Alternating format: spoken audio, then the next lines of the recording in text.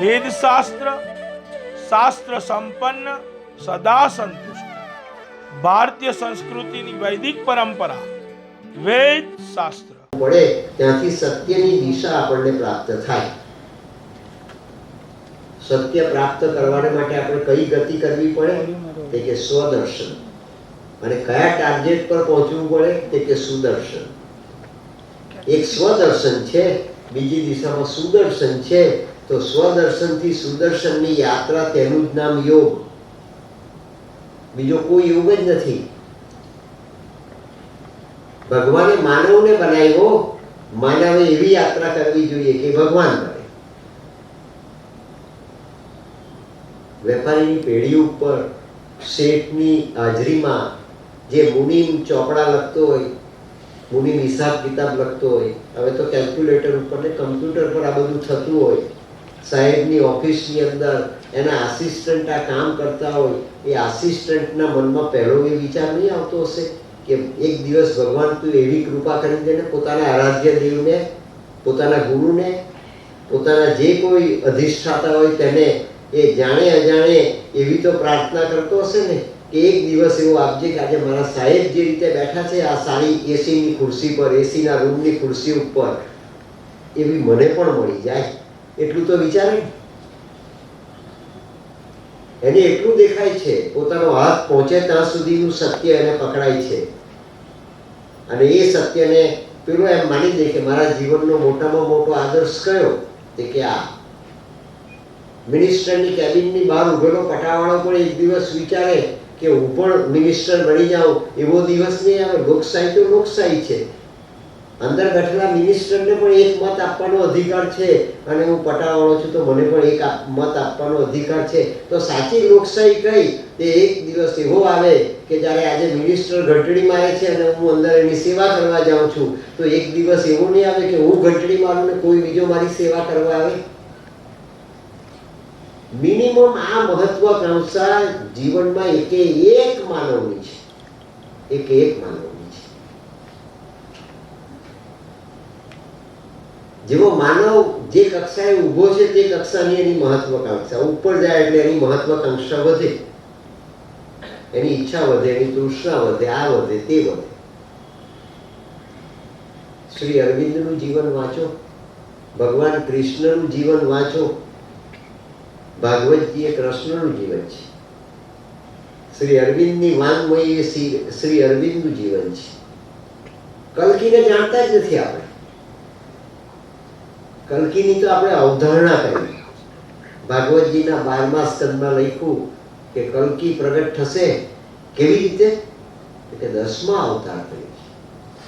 રામ જે રીતે પ્રગટ થયા, કૃષ્ણ જે રીતે પ્રગટ થયા, પરશુરામ જે રીતે પ્રગટ થયા, વામન જે રીતે પ્રગટ થયા, નરસિંહ જે રીતે પ્રગટ થયા, કચ્છપ અવતાર થયો, વરાહ અવતાર થયો, તે રીતે કલ્કી અવતાર થશે. ક્યાંક કોઈક જગ્યાએ ન્યૂઝપેપરમાં, ટીવી ઉપર, રેડિયો ઉપર આપણે સાંભળી લઈશું ને જાણી લઈશું કે આ જગ્યાએ સાઉથ ઇન્ડિયાની અંદર, કર્ણાટકમાં, આંધ્રમાં, મલયાલમ, તામિલનાડુમાં નાનું સરખું ગામ, ફલાણું કુટુંબ, ફલાણા મા બાપ, કેલેન્ડરની ફલાણી તારીખ, ફલાણો વાર, ફલાણા ચોઘડિયામાં.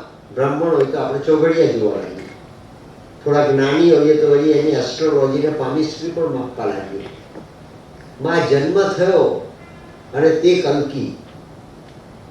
કૃષ્ણનો જન્મ થયો તેના તો જન્મ પહેલા આકાશવાણી થઈ, અને કલ્કીનો જન્મ થવાનો તે ભાગવતજીના 12મા સ્કંદમાં જણાવ્યું છે આપણને.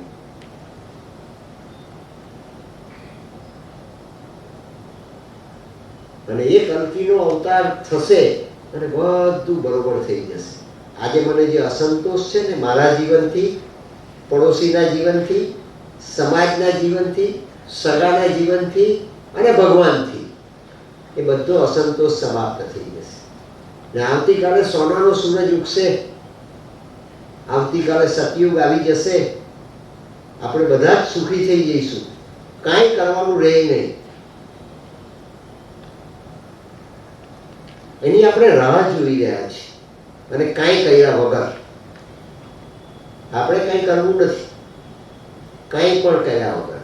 એ જીવાડે તેમ જીવીએ, રાખે તે રીતે રહીએ, અને જ્યારે કલ્કી અવતાર થશે ત્યારે બધા પાપનો નાશ થશે. કેમ કે ભગવાન કૃષ્ણએ 5000 વર્ષ પહેલા ગીતામાં પ્રોમિસ આપેલું છે,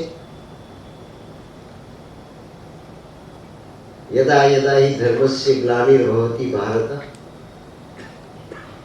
પરિત્રાણાય સાધુનામ વિનાશાય ચ દુષ્કૃતામ ધર્મ સંસ્થાપનાર્થાય સંભવામિ યુગે યુગે. એ આવશે જ, અને નથી આવતો તો આપણે આવી ગયો છે એવા દ્રષ્ટાંતો પેદા કરીએ છીએ. કેટલાએ કહ્યું કે હું કલ્કી અવતાર છું, કેટલાએ કહ્યું કે આજ કલ્કી છે, કેટલાએ કહ્યું કે આજ ભગવાન છે.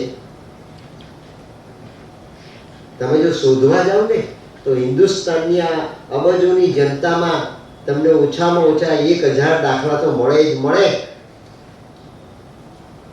21મી સદીમાં આવ્યા પછી આપણે વિચાર કર્યો કલ્કી અવતાર ક્યારે થશે? કે ના, શ્રીમદ ભાગવતે લખ્યું છે કળયુગના 4,32,000 વર્ષ છે, પછી કલ્કી અવતાર થશે. અને કલ્કી અવતાર થશે તો જ કળયુગ સમાપ્ત થશે. કળયુગને સમાપ્ત કરવાની આપણી તાકાત નથી, વૈજ્ઞાનિકની તાકાત નથી, કોઈ સત્તાશાળી મહાસત્તાની તાકાત નથી, એટમ બોમ્બ નેપામ બોમ્બની કોઈ તાકાત નથી. ભગવાન જ કરી શકે, અને એટલા માટે કલ્કી અવતરશે. કૃષ્ણનું જીવન, શ્રી અરવિંદનું જીવન, આપણે શ્રી અરવિંદના માર્ગે ચાલીએ છીએ, આપણે શ્રી અરવિંદના અનુયાયી છીએ, આપણે શ્રી અરવિંદના દર્શનને શ્રેષ્ઠ દર્શન તરીકે સ્વીકારીએ છીએ. માટે આપણે શ્રી અરવિંદને વાંચવાના કે સમજવાના નહીં. સત્યને જાણવાને માટે, કળિયુગને સમજવાને માટે, કળિયુગની ગતિવિધિઓ કઈ ગતિએ અને કયા સમયે સમાપ્ત થઈ શકે એમ છે, એની પાછળ રહેલી વેલોસિટીને સમજવાને માટે આપણે પ્રયત્ન કરીએ છીએ. અને તેથી મિત્તરે જ્યારે મને એમ કહું કે આપણે પહેલા હવે કોરોના જતો રહ્યો, તમારે તો બોર્ડ મારેલા છે ગવર્મેન્ટ, યમરાજાએ રાજીનામું આપી દીધું. આપણે કેટલા વખતથી રાજીનામું આપ્યું? યમરાજા તો જે દાડે આપવાનો હોય તે દાડે આપે. આપણે વિચારવાનું બંધ કરી દીધું. કેમ તે કે કળિયુગ સમાપ્ત થઈ જશે, એવો દિવસ આવશે, ભગવાન આવી જશે ને બધું પડી જશે. અરે ભગવાન, તારી કેટલી વાર પ્રાર્થના કરી, કેટલી વાર કાલાવાલા કર્યા, કેટલી વાર અનુષ્ઠાન કર્યા, કેટલી વાર યજ્ઞ કર્યા, આજ દિન સુધી તું આવ્યો નહીં. હવે ક્યારે આવવાનો? કયા મુહૂર્તમાં આવવાનો છે? આ બધા જાળા કરોડિયાના પોતે જ ગૂંથ્યા અને આપણે તેમાં જ ફસાવીએ છીએ.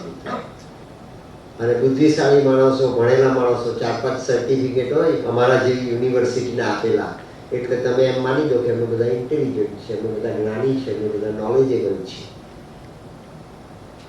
બાકીના બધા અભણ છે. એટલે આપણે માની દીધું કે ના, આ તો બધું ઠીક છે, અંધશ્રદ્ધા છે.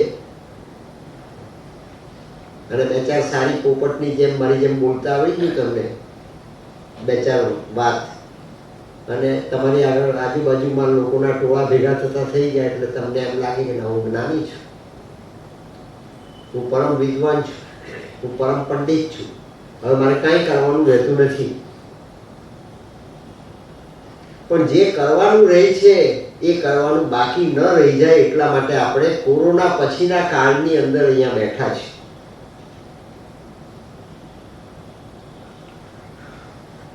આ કોલેજના હોલમાં આ પહેલાની આપણે અનેક સપ્તાહ જોઈ, આપે પણ સાંભળી.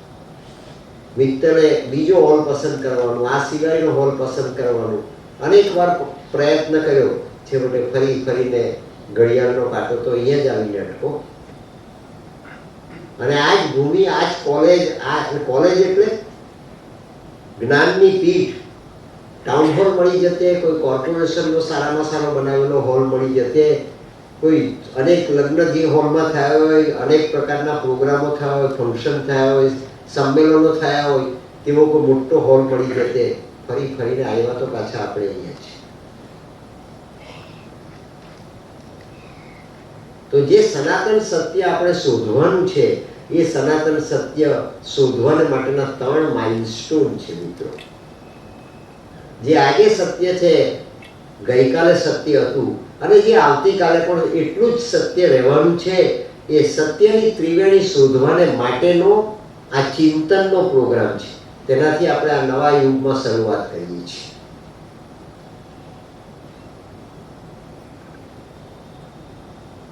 ફરી વખત કહું,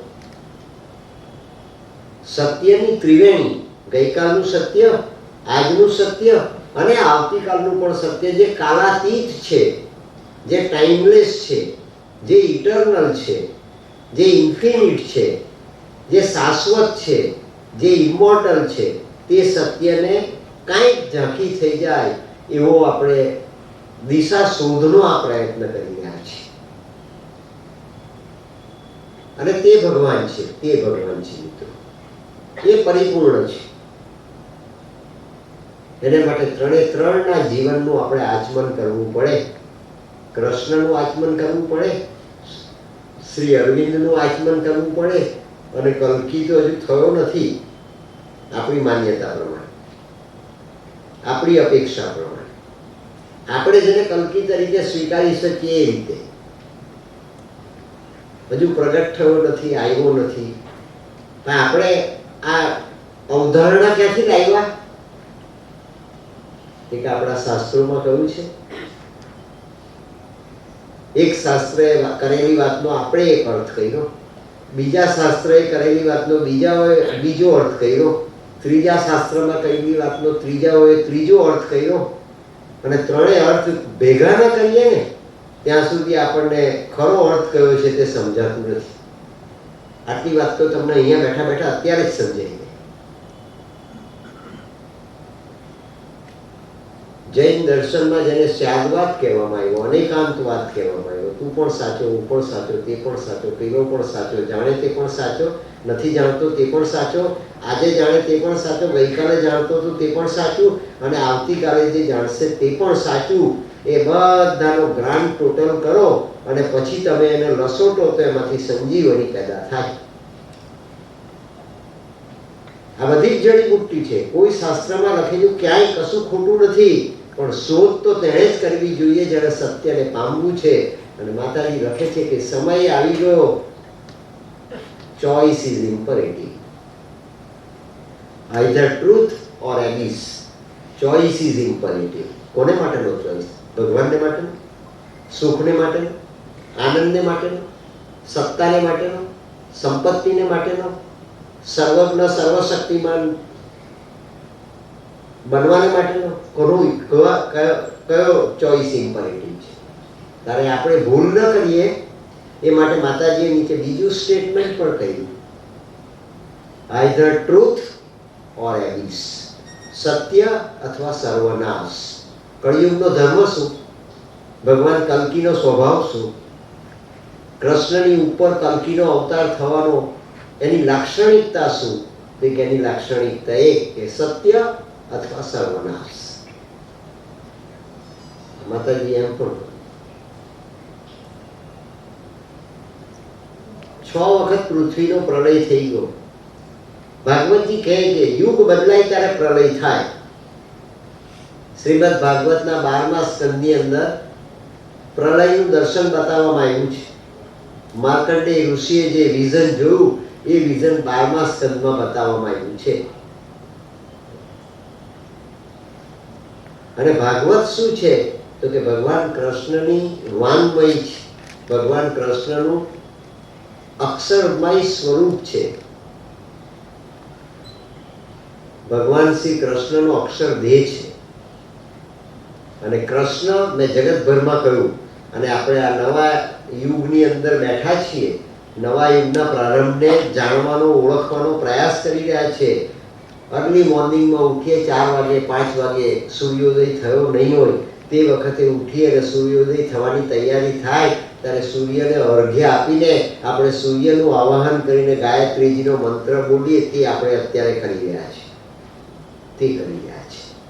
ઉઠ્યા ખરા અર્લી મોર્નિંગમાં, જાગૃત થયા ખરા, અને માતાજીએ રિસેસ આપી છે, ઇન્ટરવલ આપ્યો છે, સમય આપ્યો છે, બીજી લહેર આવવાની, ત્રીજી લહેર આવવાની, ત્રીજી ચાલી પણ જાય તો ચોથી લહેર પણ આવશે પાછી, એમ પણ વાત થશે, કારણ કે બધા એક જ જાળાની અંદર ફરનારા કરોળિયાઓ છે. આ બધા એક જ જાળામાં ફરી રહ્યા છે. આપણે ભયભીત છીએ, એમાંથી મુક્ત થવાના નથી, તો સત્ય ક્યારે મળશે? શ્રી અરવિંદે કહ્યું પોતાના યોગને એડવેન્ચર ઓફ કોન્શિયસનેસ.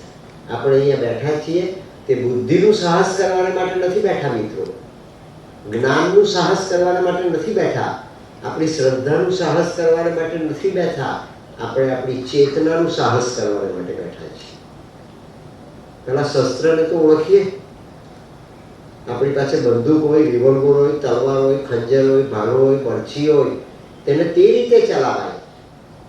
તલવાર લઈને જઈએ ને બંદૂકની જેમ તલવારનો ઉપયોગ કરીએ તો શું થાય? ભાલો લઈને જઈએ અને તેનો બંદૂકની જેમ ઉપયોગ કરવા જઈએ તો શું થાય? અને બંદૂકનો ભાલા તરીકે ઉપયોગ કરીએ તો શું થાય? એ વધારે સારું સમજાશે. ચીનની બોર્ડર ઉપર આપણા સૈનિકોએ હિન્દુસ્તાન અને ચીનની વોરમાં, વોર તો થઈ ને એકવાર ચાઇનાની ને હિન્દુસ્તાનની, આ પેલા નવા છે બધા યંગસ્ટર્સ, તેને કદાચ બહુ જલ્દી ખબર નહીં, નાના હશે બહુ તે વખત, પણ આપણે તો તે જોયા દિવસો, બ્લેકઆઉટ બી જોડે બધું જોયું, હિન્દી ચીની ભાઈ ભાઈ પણ જોયા, અને હિન્દી ચીની બાઈ બાઈ થયા તે પણ જોયું. હવે ભાઈ ને બાઈ એની ઉપર કોઈ ત્રીજું વિશેષણ આવે તે પહેલા આપણે જાગવું જોઈએ, નહીતર શું થશે તે કે એબિસ. એબિસ, એબિસ એટલે સર્વનાશ. અને એણે એક છાંટો નાખ્યો આપણી તરફ અને આખી દુનિયાને બતાવી દીધું ધ્રુજાવીને, તમે ક્યાં છો? ડોલર કામ લાગ્યા, પાઉન્ડ કામ લાગ્યા, જર્મન માર્ક કામ લાગ્યો, મોટી મોટી મલ્ટી સ્પેશિયાલિટીની હોસ્પિટલો કામ લાગી, બેડ કામ લાગ્યા, સત્તાધીશ માંધાતાઓને પોતાની સત્તા, પાવર, વીવીઆઈપીનું સ્ટેટસ કામ લાગ્યું. આ કળિયુગનો રાક્ષસ, અને તેને મહાત કરવા માટે ભગવાનનો અવતાર થશે અને ભગવાન આવશે. તો રાક્ષસ પહેલા આવી ગયો, હવે ભગવાને પછી આવવાનું. રાક્ષસે 3 વર્ષ લીલા કરી, હવે ભગવાન 30 વર્ષ લીલા કરવા આવશે પાછળથી. આપણી પરંપરા તો એમ જ બતાવે છે. હિરણ્યકશ્યપ પહેલા આવ્યો, રાવણ પહેલા આવ્યો, કંસ અને શિશુપાળ પહેલા આવ્યા, પછી કૃષ્ણ આવ્યો, પછી રામ આવ્યા, પછી કલ્કી આવશે.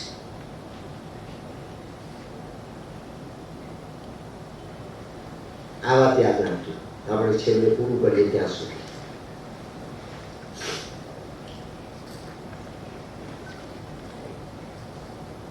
માતાજી લખે છે, વાંચ્યું, જ્યોર્જીસ વાન રેખામ કરીને એક બેલ્જિયમના ઓથર છે, અને બેલ્જિયમના ઓથર એણે પોંડિચેરીમાં ઘણો વખત રહ્યા, ઓરોવિલમાં કામ પણ કર્યું, સેવા પણ કરી, સાધના પણ કરી, સ્કોલરશીપ અને વાંચન પણ મેળવ્યું, અને 5-6 ગ્રંથનો શ્રેષ્ઠ સંપુટ લખ્યો છે મિત્રો. અહીંયા 25 વર્ષના 20 વર્ષના જે બેઠા છે તે સિવાયના આપણા જે 25 વર્ષના અને 20 વર્ષના ઘેર બેઠા છે, કોઈના લગ્નમાં જવાના છે, રિસેપ્શનમાં જવાના છે, બેસણામાં જવાની પ્રક્રિયા બંધ કરાવી દીધી કોરોનાએ. જીતે આપણે દોડી દોડીને બેસણામાં જતા હતા, એ પ્રક્રિયા બંધ કરાવી દીધી. જવાય જ નહીં. લગ્નમાં ગવર્મેન્ટ છૂટ આપે છે, 100 માણસને બોલાવવાના, 200 માણસને બોલાવવાના, 1000 રૂપિયાની, 2000 રૂપિયાની, 5000 રૂપિયાની ડીશ ખાવાને માટે 1200, 1500, 2000 માણસોને, કોઈ મિનિસ્ટરને ત્યાં લગ્ન હોય જય લલિતા જેવા, તો લાખો માણસો ભેગા થાય છે. લાખો માણસ ભેગા થાય એટલે જય લલિતાનું માથું છે ના કરતા 10 ગણું ઊંચું થઈ જાય. કેમ કે આનું નામ પ્રતિષ્ઠા. આ બધું ફોલ્સહુડ, એનો નાશ થવાને માટેનો સમય આવી ગયો. કોરોનાએ ટેસ્ટ બતાવ્યો, કળિયુગે એનો પ્રભાવ પ્રગટ કર્યો અને ત્રાસી ગયા, આપણે ભયભીત થઈ ગયા. અને કેવા ભયભીત થઈ ગયા, સ્મશાનમાં પણ લાઈન લાગી ગઈ. લાયસન્સ લેવું હોય, કાર્ડ લેવો હોય, વિઝા લેવો હોય અમેરિકાનો, તો ફૂટપાથ પર લોકો સૂતા હતા. એવો દિવસ હતો મુંબઈમાં. અમેરિકાનો વિઝા લઈ લઈએ એટલે આપણે સ્વર્ગમાં પહોંચી જઈશું. એ લેવાને માટે મુંબઈની અંદર લોકો ફૂટપાથ પર સૂતા હતા. અને પેલો 2 સેકન્ડમાં જ તમે જાઓ ત્યારે 2 પ્રશ્ન પૂછે અને રિજેક્ટેડ નો સિક્કો મારી દે ને ઘેર પાછા આવતા તેવાની તેવા. અને મળી ગયો તો જાણે મોટી લોટરી લાગી ગઈ, આપણે કરોડાધિપતિ થઈ ગયા. આ બધું ફોડશું. 1 નંબરના નાણાં કમાનાર માણસ 2 નંબરના નાણાં કમાય અને 2 નંબરના નાણાંને છુપાવીને વાપરે, રાખે, પ્રોપર્ટીનો, સંપત્તિનો, સત્તાનો માલિક થાય. સમય એવો છે કે સત્તાથી પૈસા ખરીદાય, પૈસા મેળવાય અને પૈસાથી સત્તા ખરીદાય. જ્ઞાન પૈસાથી નથી આવતું, તપ પૈસાથી નથી આવતું, સાધના પૈસાથી નથી આવતી, આત્મવિજ્ઞાન પૈસાથી નથી આવતું અને ભગવાન પૈસાથી ક્યારેય મળતો નથી. ભગવાન ક્યારેય નથી. એ પ્રાપ્ત કરવાને માટે શ્રી અરવિંદે રસ્તો બતાવ્યો. શ્રી અરવિંદને સમજો તો કૃષ્ણને સમજાય. અત્યાર લગી કૃષ્ણને સમજ્યા જ છે આપણે, પણ શાશ્વત રીતે નહીં, સનાતન રીતે નહીં, પરંપરાગત રીતે, સાંપ્રદાયિક રીતે. પુષ્ટિ માર્ગનો કૃષ્ણ જુદો, સ્વામિનારાયણ સંપ્રદાયનો કૃષ્ણ જુદો, ઉદાસીન સંપ્રદાયનો કૃષ્ણ જુદો, સંન્યાસીનો કૃષ્ણ જુદો, વૈષ્ણવોનો કૃષ્ણ જુદો, જ્ઞાનીનો કૃષ્ણ જુદો, અજ્ઞાનીનો કૃષ્ણ જુદો, શ્રદ્ધાવાનનો કૃષ્ણ જુદો, અશ્રદ્ધાવાનનો કૃષ્ણ જુદો. અરે તો કૃષ્ણ છે, એને તમારે અનેક રીતે જુઓ તારે કૃષ્ણ સમજાય. કૃષ્ણ એટલો સસ્તો છે કે એની લીલા બધાને સમજાઈ જાય એમ કરીને આપણે સમાધાન કરીએ. સમાજમાં ડાયા માણસો પણ હોય ને, અમાસ કલાના 14 પણ હોય અને વધારે ડાયા માણસો પણ હોય. તો 14ની લીલા થાય અને જે ડાયા માણસ છે એ ડાયા માણસ આપણને સમજાય. તો કૃષ્ણની લીલા તો આપણને ન સમજાય. એ તો ડોંગરેજી મહારાજ છે, કૃષ્ણશંકર શાસ્ત્રીજી મહારાજ છે, એ આપણને વ્યાસપીઠ પરથી સમજાવે તાળી પાડીને. ને ભાવનાપૂર્વક આપણે કંઈક ભક્તિ કરીએ કૃષ્ણની અને કદાચ એની ઈચ્છા હોય તો કોઈક દાડો કંઈક સમજાય. पंचामृत। क्या आप अपने जीवन के अंदर अपने भाग्य की प्रगति करना चाहते हो तो आज ही आप भाग्य लक्ष्मी पायरा कार्ड प्राप्त कीजिए। यह भाग्य लक्ष्मी पायरा कार्ड से सबसे पहले आपका लक का मतलब है कि जो कार्य आप कर रहे हो और उसके अंदर आपको जल्दी से कोई भी चीज की प्राप्ति नहीं हो रही है, आप कहीं सेटबैक जा रहे हो तो उससे आपका लक आपको काम करवाएगा। दूसरे नंबर में बिजनेस। यदि आप बिजनेस के अंदर ज्यादातर बहुत मेहनत करते हो और उस मेहनत के अंदर आपको अच्छे फल की प्राप्ति नहीं मिल रही तो यह भाग्य लक्ष्मी कार्ड से आपको अच्छा बिजनेस भी प्राप्त हो सकता है। फ्यूचर, तो फ्यूचर का मतलब है कि आप अपने जीवन के अंदर प्रगति करना चाहते हो, बहुत ज्यादातर आप मेहनत करते हो और उस मेहनत के दरमियान भी आप अपने फ्यूचर को आगे नहीं बढ़ा सकते हो तो यह भाग्य लक्ष्मी कार्ड आपको फ्यूचर के अंदर भी प्रोग्रेस करवाएगा। फाइनेंस, यदि आप बहुत मेहनत करते हो और भी आपकी जो आमदनी है वो वही की वही रहती है, आपको अच्छी सफलता नहीं मिलती, आपके पास बहुत पैसे खर्च हो जाते हैं तो यह भाग्य लक्ष्मी कार्ड से आप अपना फाइनेंस भी अच्छा कर सकते हो। हेल्थ, कई सालों से आपके अंदर कोई बीमारी है, उसका इलाज नहीं मिल रहा, ज्यादातर घर के लोग परेशान रहते हैं, आरोग्य की प्रॉब्लम के लिए, हेल्थ के प्रॉब्लम के लिए, तो यह भाग्य लक्ष्मी कार्ड आपके जीवन में आपको हेल्थ के लिए भी आपको अच्छा फायदा दिलाएगा। तो मित्रों, कई लोग ने ये भाग्य लक्ष्मी कार्ड प्राप्त किया है। आप भी आज ही बुक करवाइए भाग्य लक्ष्मी पायरा कार्ड।